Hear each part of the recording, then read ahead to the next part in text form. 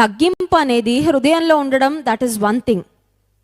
ఒకవేళ నాకు చాలా తగ్గింపు ఉంటుందండి, నాకు తగ్గింపులో ఫస్ట్ ప్రైజ్ అని చెప్పుకున్నామంటే అది కూడా ఒక గర్వమే. ఆలోచన చేయండి ఒకసారి. తగ్గింపులో, తగ్గించుకోవడంలో నన్ను మించిన వారు లేరు అని నువ్వు చెప్పుకుంటున్నావంటే అది కూడా తగ్గింపుకు సూచన కాదు, కానీ గర్వానికే సూచన, హెచ్చింపుకే సూచన. ఎందుకంటే నిన్ను నీవు ఇతరులతో పోల్చుకొని you are trying to prove that you are better than others. తగ్గింపు కలిగిన వారు ఎప్పుడు ఏ విషయంలో కూడా తాము ఇతరుల కంటే గొప్పవారు అని భావించడానికి ఆ భావన కానీ ఆలోచన కానీ వారి మనసులో రాదు. సో తగ్గింపు హృదయంలో ఉండడం, దట్ ఈస్ వన్ థింగ్. ఇప్పుడు యేసు ప్రభు హృదయంలో తగ్గింపు ఉంది. నేను సాత్వికుడను, దీన మనసు గలవాడను గనక మీరు నా యొద్ద నేర్చుకొనుడి అని యేసయ్య చెప్పారు.